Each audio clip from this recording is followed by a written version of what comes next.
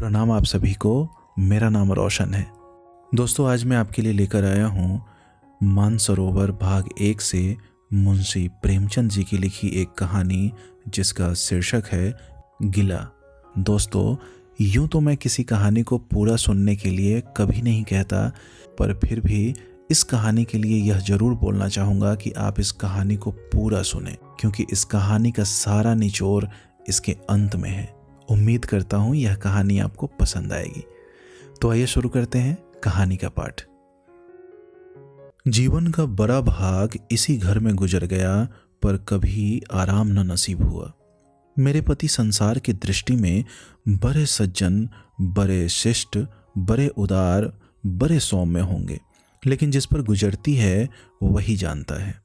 संसार को उन लोगों की प्रशंसा करने में आनंद आता है जो अपने घर को भाड़ में झोंक रहे हों, गैरों के पीछे अपना सर्वनाश किए डालते हों। जो प्राणी घर वालों के लिए मरता है उसकी प्रशंसा संसार वाले नहीं करते। वह तो उनकी दृष्टि में स्वार्थी है, कृपण है, संकीर्ण हृदय है, आचार भ्रष्ट है। इसी तरह जो लोग बाहर वालों के लिए मरते हैं उनकी प्रशंसा घर वाले क्यों करने लगे। अब इन्हीं को देखो, सारे दिन मुझे जलाया करते हैं। मैं पर्दा तो नहीं करती, लेकिन सौदे सुलभ के लिए बाजार जाना बुरा मालूम होता है।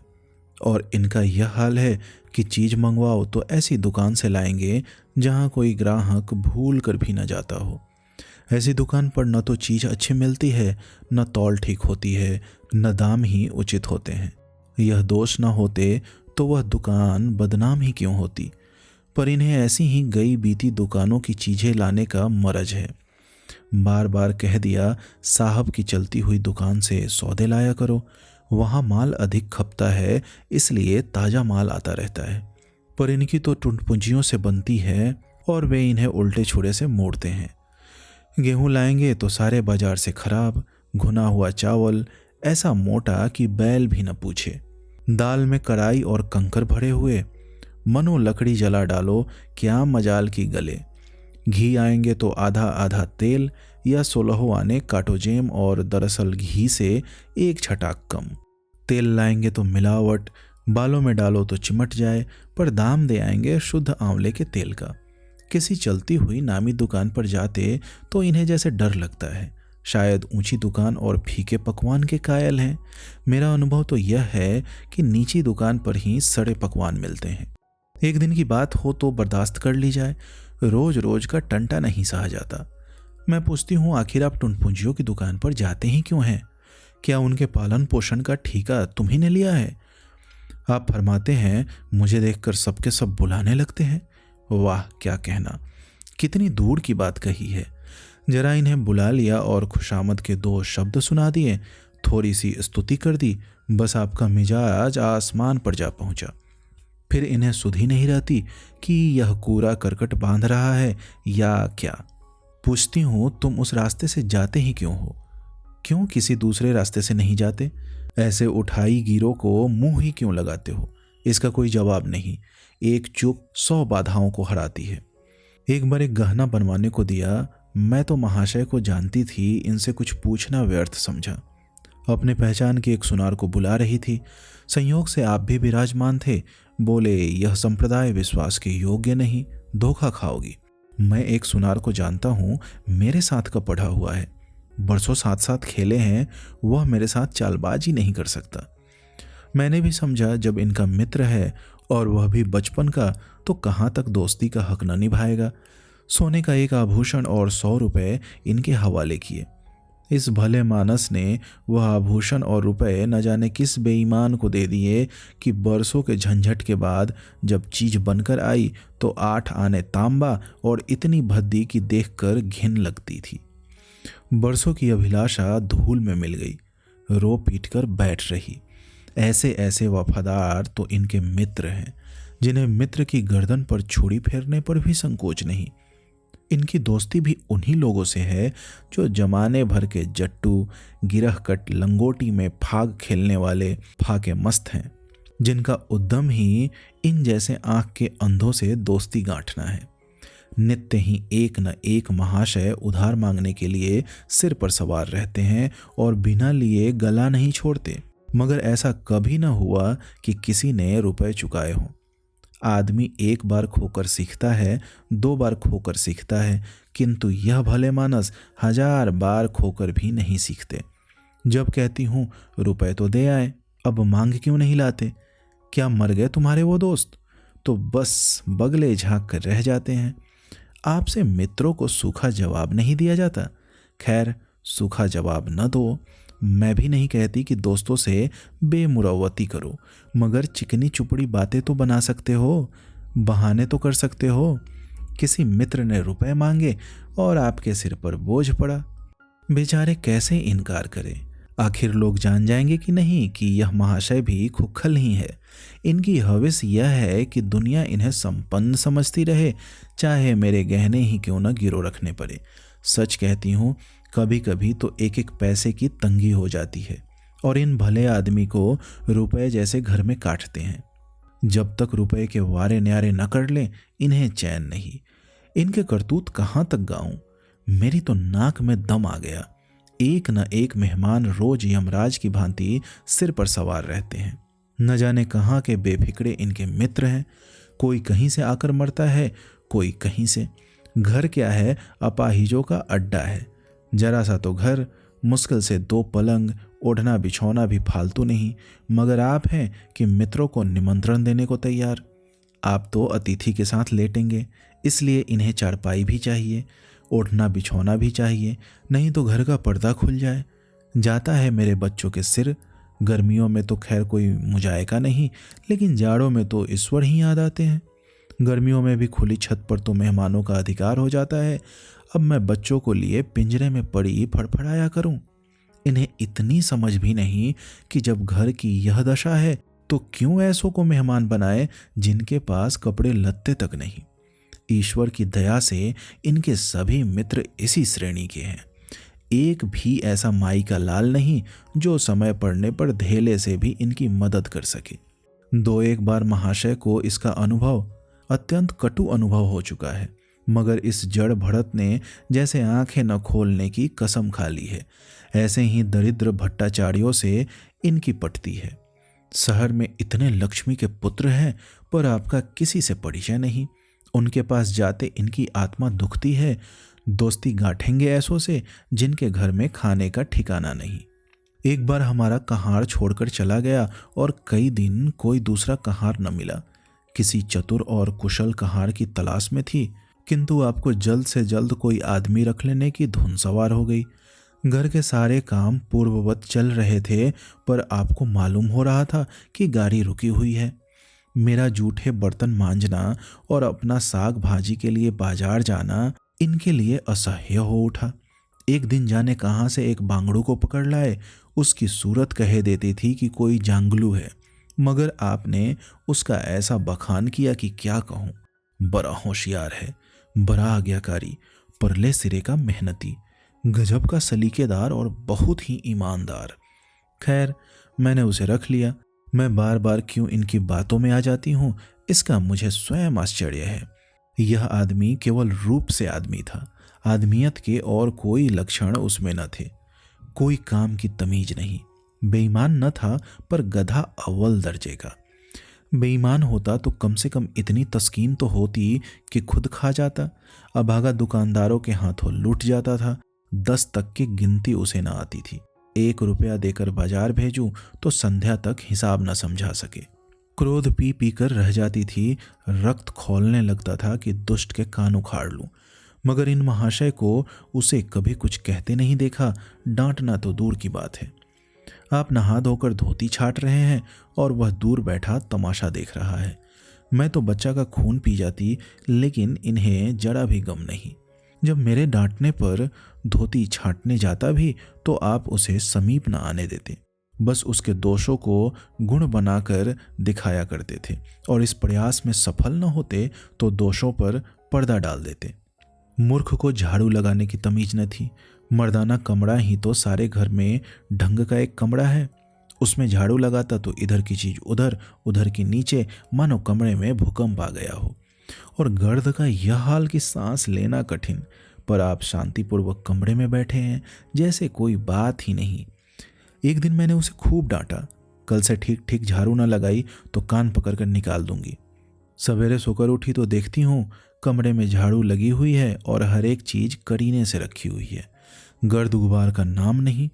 मैं चकित होकर देखने लगी तो आप हंसकर बोले, देखती क्या हो, आज घूरे ने बड़े सवेरे उठकर झाड़ू लगाई है। मैंने समझा दिया, तुम ढंग तो बताती नहीं, उल्टे डांटने लगती हो। मैंने समझा खैर दुष्ट ने कम से कम एक काम तो सलीके से किया, अब रोज कमरा साफ सुथरा मिलता। घूरे मेरी दृष्टि में विश्वासी बनने लगा। संयोग की बात, एक दिन मैं जरा मामूल से सवेरे उठ बैठी और कमरे में आई तो क्या देखती हूँ कि घूरे द्वार पर खड़ा है और आप तन मन से कमरे में झाड़ू लगा रहे हैं। मेरी आंखों में खून उतर आया। उनके हाथ से झाड़ू छीनकर घूरे के सिर जमा दी। हरामखोर को उसी दम निकाल बाहर किया। आप फरमाने लगे, उसका महीना तो चुका दो। वाह हरी समझ, एक तो काम न करे, उस पर आंखें दिखाए, उस पर पूरी मजूरी भी चुका दूं। मैंने एक कौड़ी भी न दी। एक कुर्ता दिया था, वह भी छीन लिया। इस पर जड़ भरत महाशय मुझसे कई दिन रूठे रहे, घर छोड़कर भागे जाते थे, बड़ी मुश्किलों से रुके। ऐसे ऐसे भोंदू भी संसार में पड़े हुए हैं, मैं न होती तो शायद अब तक इन्हें किसी ने बाजार में बेच दिया होता। एक दिन मेहतर ने उतारे कपड़ों का सवाल किया। इस बेकारी के जमाने में फालतू कपड़े तो शायद पुलिस वालों या रईसों के घर में हो, मेरे घर में तो जरूरी कपड़े भी काफी नहीं। आपका वस्त्रालय एक बक्ची में आ जाएगा, जो डाक के पार्सल से कहीं भेजा जा सकता है। फिर इस साल जाड़ों के कपड़े बनवाने की नौबत ना आई। पैसे नजर नहीं आते, कपड़े कहाँ से बने। मैंने मेहतर को साफ जवाब दे दिया। कराके का जाड़ा पड़ रहा था, इसका अनुभव मुझे कम न था। गरीबों पर क्या बीत रही है इसका भी मुझे ज्ञान था, लेकिन मेरे या आपके पास खेद के सिवा इसका और क्या इलाज है। जब तक समाज का यह संगठन रहेगा, ऐसी शिकायतें पैदा होती रहेंगी। जब एक एक अमीर और रईस के पास एक एक मालगाड़ी कपड़ों से भरी हुई है, तब फिर निर्धनों को क्यों न नग्नता का कष्ट उठाना पड़े। खैर, मैंने तो मेहतर को जवाब दे दिया। आपने क्या किया कि आपका कोट उठाकर उसको भेंट कर दिया। मेरी देह में आग लग गई। इतनी दानशील नहीं हूं कि दूसरों को खिलाकर आप सो रहूं। देवता के पास यही एक कोट था, आपको इसकी जरा भी चिंता न हुई कि पहनेंगे क्या। यश के लोभ ने जैसे बुद्धि ही हर ली। मेहतर ने सलाम किया, दुआएं दी और अपनी राह ली। आप कई दिन सर्दी से ठिठुरते रहे, प्रातःकाल घूमने जाया करते थे, वह बंद हो गया। ईश्वर ने उन्हें हृदय भी एक विचित्र प्रकार का दिया है। फटे पुराने कपड़े पहनते आपको जरा भी संकोच नहीं होता। मैं तो मारे लाज के गड़ जाती हूँ, पर आपको जरा फिक्र नहीं। कोई हंसता है तो हंसे आपकी बला से। अंत में जब मुझसे न देखा गया तो एक कोट बनवा दिया। जी तो जलता था कि खूब सर्दी खाने दूं, पर डरी कि कहीं बीमार पड़ जाएं तो और बुरा हो। आखिर काम तो उन्हीं को करना है। महाशय अपने दिल में समझते होंगे मैं कितना विनीत, कितना परोपकारी हूँ। शायद इन्हें इन बातों का गर्व हो। मैं इन्हें परोपकारी नहीं समझती, न विनीत ही समझती हूँ। यह जड़ता है, सीधी सादी निर्हिता। जिस मेहतर को आपने अपना कोट दिया, उसे मैंने कई बार रात को शराब के नशे में मस्त झूमते देखा है और आपको दिखा भी दिया है। फिर दूसरों की विवेकहीनता की पुरौती हम क्यों करें। अगर आप विनीत और परोपकारी होते तो घर वालों के प्रति भी आपके मन में कुछ उदारता होती। यह सारी उदारता बाहर वालों के लिए ही सुरक्षित है, घर वालों को उसका अल्पांश भी न मिलना चाहिए। मेरी इतनी अवस्था बीत गई, पर इस भले आदमी ने कभी अपने हाथों से मुझे एक उपहार न दिया। बेशक मैं जो चीज बाजार से मंगवाऊं उसे लाने में इन्हें जरा भी आपत्ति नहीं, बिल्कुल उज्र नहीं, मगर रुपए मैं दे दूं यह शर्त है। इन्हें खुद कभी यह उमंग नहीं होती। यह मैं मानती हूं कि बेचारे अपने लिए भी कुछ नहीं लाते, मैं जो कुछ मंगवा दूं उसी में संतुष्ट हो जाते हैं। मगर आखिर आदमी कभी कभी शौक की चीजें चाहता ही है। अन्य पुरुषों को देखती हूँ, स्त्री के लिए तरह तरह के गहने, भांति भांति के कपड़े, शौक श्रृंगार की वस्तुएं लाते रहते हैं। यहाँ इस व्यवहार का निषेध है। बच्चों के लिए भी मिठाइयाँ, खिलौने, बाजे शायद जीवन में एक बार भी न लाए हों। शपथ भी खा ली है, इसलिए मैं तो इन्हें कृपण कहूंगी, अरसिक कहूंगी, हृदय शून्य कहूंगी, उदार नहीं कह सकती।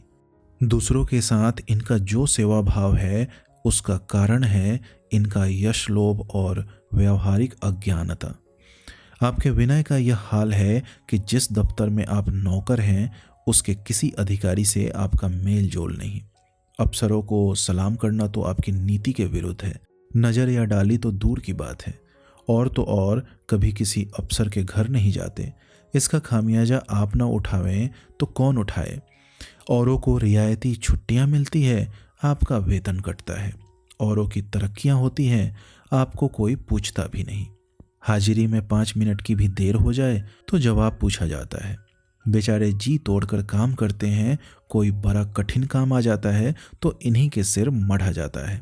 इन्हें जरा भी आपत्ति नहीं। दफ्तर में इन्हें घिस्सू पिस्सू आदि उपाधियां मिली हुई है, मगर पड़ाव कितना ही बड़ा मारे इनके भाग्य में वही सूखी घास लिखी है। यह विनय नहीं है, स्वाधीन मनोवृत्ति भी नहीं है।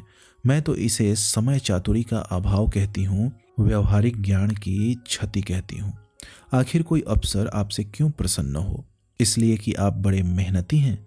दुनिया का काम मुरव्वत और रवादारी से चलता है। अगर हम किसी से खिंच रहे तो कोई कारण नहीं कि वह भी हमसे न खिंचा रहे। फिर जब मन में क्षोभ होता है तो वह दफ्तरी व्यवहारों में भी प्रकट हो ही जाता है। जो मातहत अफसर को प्रसन्न रखने की चेष्टा करता है, जिसकी जात से अफसर का कोई व्यक्तिगत उपकार होता है, जिस पर वह विश्वास कर सकता है, उसका लिहाज वह स्वभावतः करता है। ऐसे सिरागियों से क्यों किसी को सहानुभूति होने लगी? अफसर भी तो मनुष्य हैं। उसके हृदय में जो सम्मान और विशिष्टता की कामना है वह कहाँ पूरी हो? जब अधीनस्थ कर्मचारी ही उससे फिरंट रहे तो क्या उसके अफसर उसे सलाम करने आएंगे? आपने जहां नौकरी की वहां से निकाले गए, कभी किसी दफ्तर में 2-3 साल से ज़्यादा न टिके, या तो अफसर से लड़ गए या कार्याधिक्य के कारण छोड़ बैठे। आपको कुटुंब सेवा का दावा है। आपके कई भाई भतीजे होते हैं, वह कभी इनकी बात भी नहीं पूछते। आप बराबर उनका मुंह ताकते रहते हैं। इनके एक भाई साहब आजकल तहसीलदार हैं। घर की मिल्कियत उन्हीं की निगरानी में है। वह ठाठ से रहते हैं, मोटर रख ली है, कई नौकर चाकर हैं, मगर यहाँ भूले से भी पत्र नहीं लिखते। एक बार हमें रुपए की बड़ी तंगी हुई। मैंने कहा, अपने भ्राताजी से क्यों नहीं मांग लेते? कहने लगे, उन्हें क्यों चिंता में डालूं? उन्हें भी तो अपना खर्च है, कौन सी ऐसी बचत हो जाती होगी। जब मैंने बहुत मजबूर किया तो आपने पत्र लिखा। मालूम नहीं पत्र में क्या लिखा, पत्र लिखा या मुझे चकमा दे दिया। रुपए ना आने थे ना आए। कई दिनों के बाद मैंने पूछा, कुछ जवाब आया श्रीमान के भाई साहब के दरबार से? आपने रुष्ट होकर कहा, अभी केवल 1 सप्ताह तो खत पहुंचे हुए, अभी क्या जवाब आ सकता है। 1 सप्ताह और गुजरा, मगर जवाब नदारद। अब आपका यह हाल है कि मुझे कुछ बातचीत करने का अवसर ही नहीं देते। इतने प्रसन्नचित्त नजर आते हैं कि क्या कहूँ। बाहर से आते हैं तो खुश खुश, कोई न कोई शगुफा लिए हुए। मेरी खुशामद भी खूब हो रही है, मेरे मैके वालों की प्रशंसा भी हो रही है, मेरे गृह प्रबंध का बखान भी असाधारण रीति से किया जा रहा है। मैं इस महाशय की चाल समझ रही थी। यह सारी दिलजोई केवल इसलिए थी कि श्रीमान के भाई साहब के विषय में कुछ पूछ न बैठूं। सारे राजनैतिक, आर्थिक, सामाजिक, आचारिक प्रश्नों की मुझसे व्याख्या की जाती थी, इतने विस्तार और गवेषणा के साथ कि विशेषज्ञ भी लोहा मान जाएं, केवल इसलिए कि मुझे वह प्रसंग उठाने का अवसर न मिले। लेकिन मैं भला कब चूकने वाली थी? जब पूरे 2 सप्ताह गुजर गए और बीमे के रुपए भेजने की मिति मौत की तरह सिर पर सवार हो गई तो मैंने पूछा, क्या हुआ? तुम्हारे भाई साहब ने श्रीमुख से कुछ फरमाया या अभी तक पत्र नहीं पहुंचा? आखिर घर की जायदाद में हमारा भी कुछ हिस्सा है या नहीं?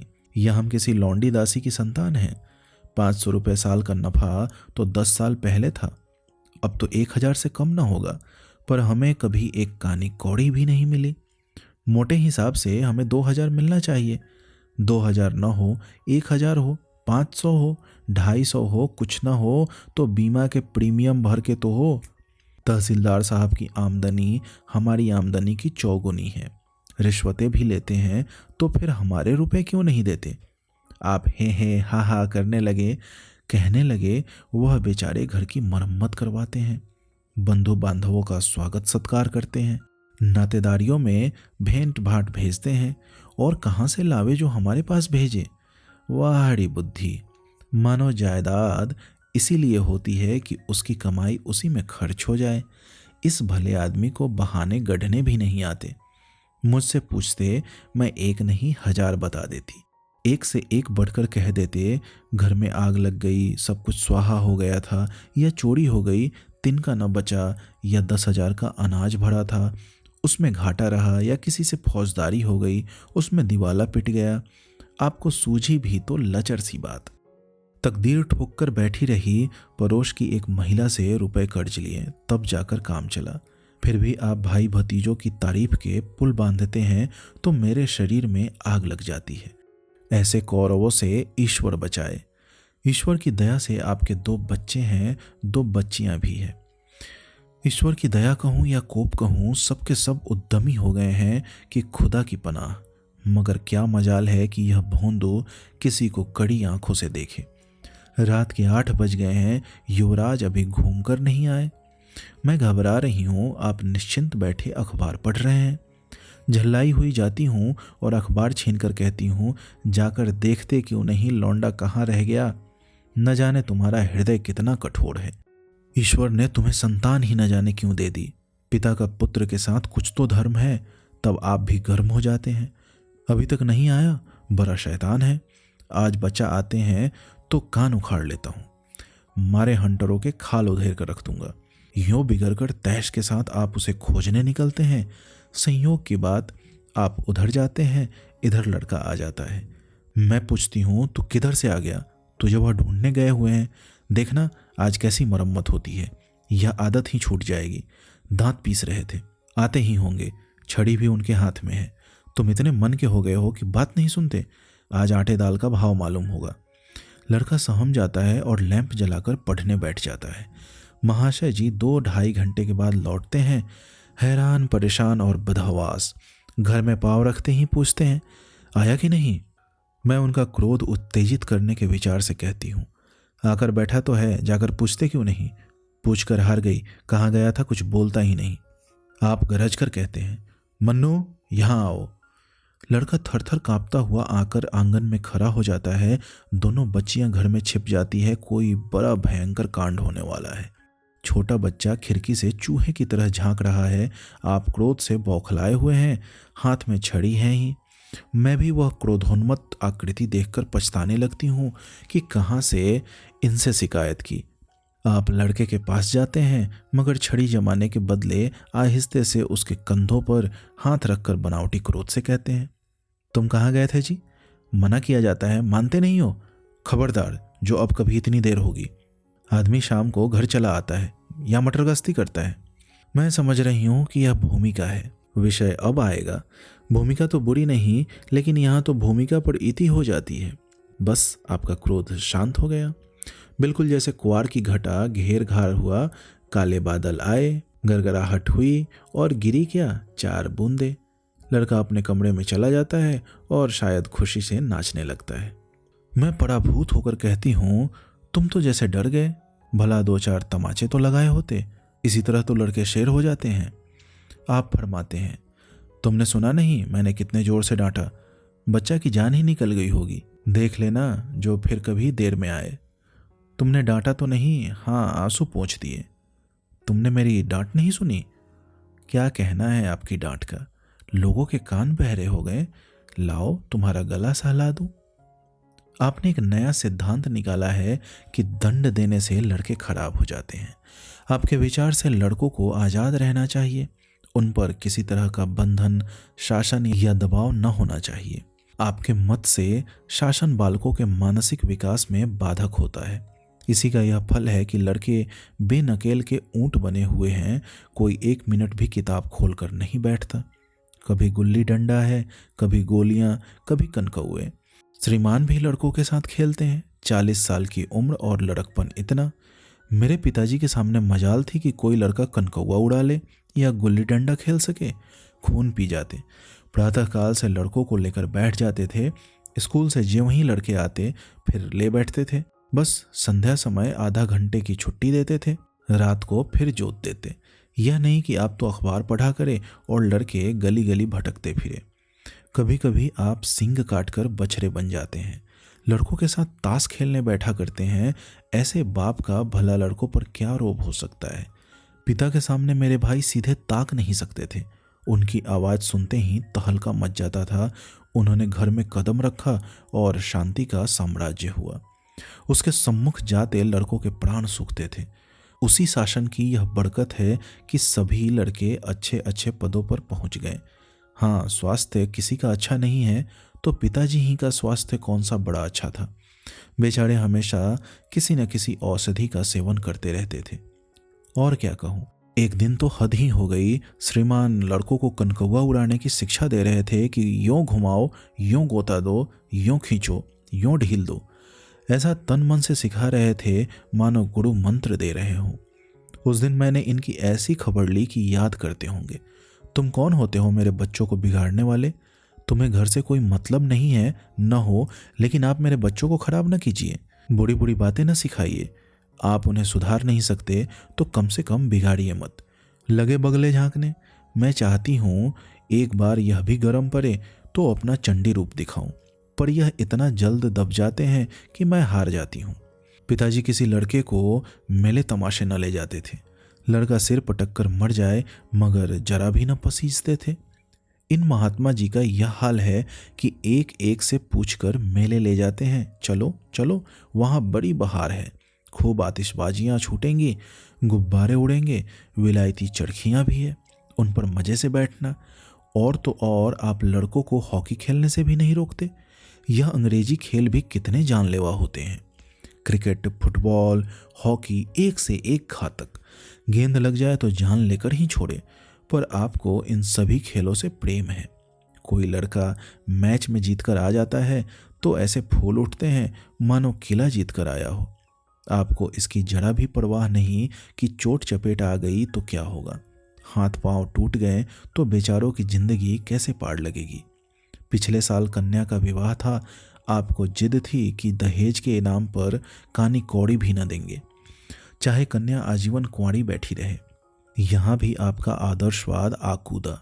समाज के नेताओं का छल प्रपंच आए दिन देखते रहते हैं, फिर भी आपकी आंखें नहीं खुलती। जब तक समाज की यह व्यवस्था कायम है और युवती कन्या का अविवाहित रहना निंदास्पद है, तब तक यह प्रथा मिटने की नहीं। दो चार ऐसे व्यक्ति भले ही निकल आवे जो दहेज के लिए हाथ न फैलावे, लेकिन इसका परिस्थिति पर कोई असर नहीं पड़ता और कुप्रथा ज्यों की त्यों बनी हुई है। पैसों की तो कमी नहीं है, दहेज की बुराइयों पर लेक्चर दे सकते हैं, लेकिन मिलते हुए दहेज को छोड़ देने वाला मैंने आज तक न देखा। जब लड़कों की तरह लड़कियों की शिक्षा और जीविका की सुविधाएं निकल आएंगी तो यह प्रथा भी विदा हो जाएगी। उसके पहले संभव नहीं। मैंने जहाँ जहाँ संदेश भेजा दहेज का प्रश्न उठ खड़ा हुआ और आपने प्रत्येक अवसर पर टांग अड़ाई। अब इस तरह पूरा साल गुजर गया और कन्या को 17वां लग गया तो मैंने एक जगह बात पक्की कर ली। आपने भी स्वीकार कर लिया क्योंकि वर पक्ष ने लेन देन का प्रश्न उठाया ही नहीं। हालांकि अंतःकरण में उन लोगों को पूरा विश्वास था कि अच्छी रकम मिलेगी और मैंने भी तय कर लिया था कि यथाशक्ति कोई बात उठा न रखूंगी। विवाह के सकुशल होने में कोई संदेह न था, लेकिन इन महाशय के आगे मेरी एक न चली। यह प्रथा निंद्य है, यह रस्म निरर्थक है। यहाँ रुपए की क्या जरूरत, यहाँ गीतों का क्या काम।